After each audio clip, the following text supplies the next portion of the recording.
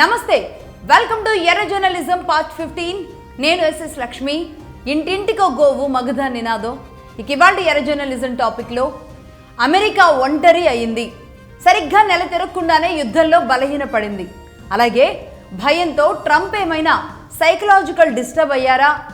ఆయన పరిస్థితి, ఆయన మాట్లాడుతున్న మాటలు, ట్వీట్స్ చూస్తుండే నిజంగానే ట్రంప్ సైకలాజికల్గా డిస్టర్బ్ అయినట్టు కనబడుతున్నారు. ఆయన ఏం మాట్లాడుతున్నారో అర్థం కావట్లేదు.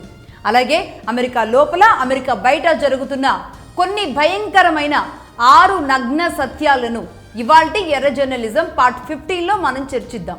దానికంటే ముందుగా నేను ఒక విషయం చెప్పాలి అనుకుంటున్నాను.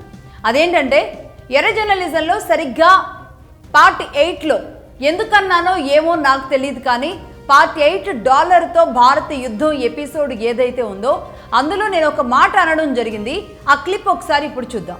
అలాగే బ్రెటన్ వుడ్ అగ్రిమెంట్ కొట్టేయాలి అని అనేక దేశాల మనసులో బలంగా ఉన్నా సరే అమెరికా ఆధిపత్యం ముందు వాళ్ళెవరూ ఏం చేయలేకపోతున్నారు. అంటే ఇక్కడ రష్యా భారత్ బంధం బలమైంది అంటే గనుక అమెరికాకి, చైనాకి పెను ముప్పు అని మనల్ని కవ్విస్తూ ఉంటారు. అటు చైనా కవ్వింపులు చేసేది అమెరికానే, చైనాతో మన కవ్వింపులు చేసేది పాకిస్తాన్తో చేసేది, బంగ్లాదేశ్తో చేసేది కూడా అమెరికానే. మొన్న మణిపూర్లో జరిగిన అల్లర్ల కారణం కూడా అమెరికా శక్తులే. మన ఏ సంపదనైతే దోచుకొని బ్రిటన్ నాశనమైందో ఆ సంపదనే ఇప్పుడు అమెరికా దగ్గర పెట్టుకొని కులుకుతోంది. అగ్రరాజ్యం, అగ్రదేశం అని వాళ్ళు పేరుకి చెప్పుకుంటున్నారు. ఆ సంపద అంతా మనదే. అదే సంపద పాములా మారి అమెరికాని కాటేయక తప్పదు అనిపిస్తోంది. భారత్కి చేసిన అన్యాయం అమెరికాకి పాపమయ్యి, శాపమయ్యి అమెరికా పతనం, అమెరికా నాశనం తప్పదు.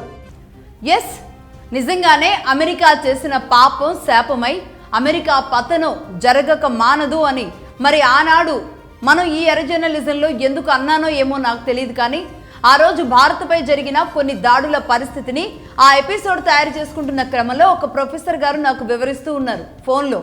అది నేను వింటూ ఉండగానే నాకు అసలు కనీసం ఒక 30 నిమిషాల పాటు ఎమోషనల్గా నేను కంట్రోల్ చేసుకోలేకపోయాను. కాస్త తేరుకోవడానికి కూడా నిజానికి చాలా టైం పట్టింది ఆ రోజు.